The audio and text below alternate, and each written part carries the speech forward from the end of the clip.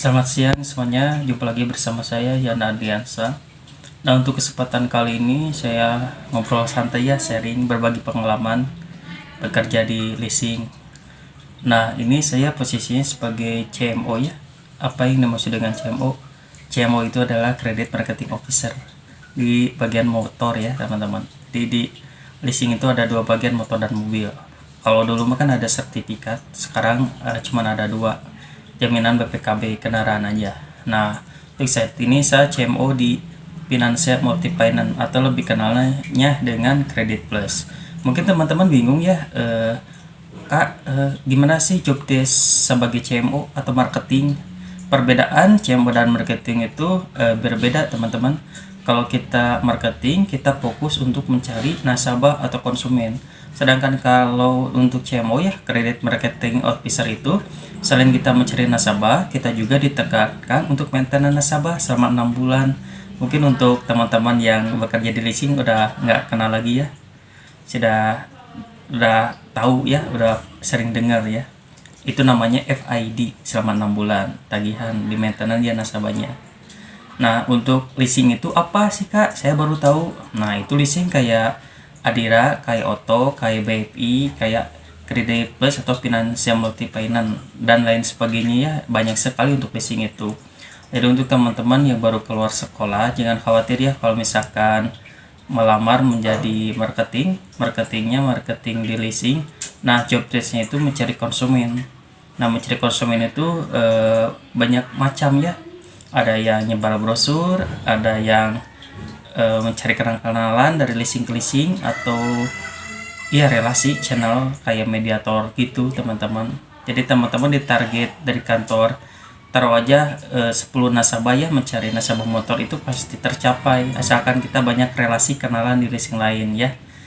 Kalau menyebar brosur itu juga lebih efektif sih, kita ke pasar-pasar bisa nyebar brosurnya ke lampu merah ya, perempatan, bisa ke tempat ramai, door to door. Banyak sekali sih ide-ide untuk mencari konsumen atau nasabah. Nah, untuk saat ini saya posisikan di CMO ya, Credit Marketing Officer. Jadi saya itu harus meyakinkan lagi kalau kita mendapatkan nasabah. Nah, kita lihat karakter nasabah gitu ya. Kalau kita ketemu nih nasabah, kita aja ngobrol dulu sama nasabahnya.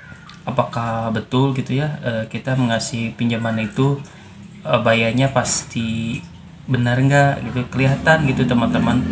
Jadi saat kita ngobrol, proses nasabah taruhlah setengah jaman atau 1 jam ya lamanya, kita ketahuan tuh karakter nasabah di ACC atau tidaknya. Karena kalau kita salah meng-ACC nasabah, kedepannya selama 6 bulan kita kerepotan.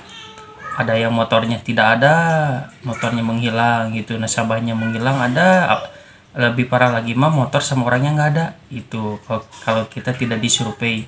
Contohnya alamat rumahnya tuh di KTP udah pindah, yang tadinya di komplek Apel pindah kemana gitu.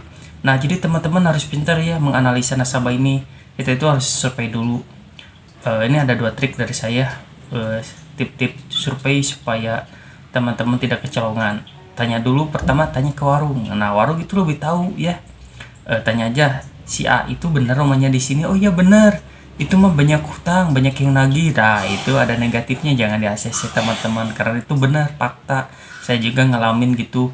Kalau banyak yang nagih, pasti kedepannya nggak akalan benar gitu bayarnya karena banyak hutang gitu. Nah, untuk informasi selanjutnya, informasi dari mana? Nah, yang kedua itu dari Pak RT. Coba tanya Pak RT, pasti tahu penduduknya, warganya ya, pasti tahu. Nah, seperti itu. Yang ketiga itu tambahan, tanya ke tetangga sebelah kiri kanan. Kadang-kadang tetangga juga ada yang tidak tahu ya, si nasabah itu tempat tinggal di sana gitu. Ada si tetangganya baru ataupun jarang keluar, jarang komunikasi, atau si nasabah itu menggunakan nama samaran, ada yang gitu. Banyak lagi lah kalau di lapangan mah. Jadi kalau teman-teman surveinya benar, nanti kalau ada macetnya enak nagihnya. Kalau kerepatan itu kalau kita tidak disurvei, rumahnya udah pindah. Nah, itu. Jadi nanti untuk CMO nanti berurusannya sama kolektor, nyambung. Kolektor nanya gitu, ini gimana sih nasabah ini nggak ada di tempat. Mungkin teman-teman CMO-nya pusing sendiri gitu. Kalau misalkan angsurannya kecil lah, kalau besar gimana tuh? Jadi teman-teman juga pusing lagi, kalau angsurannya 2 juta gimana tuh?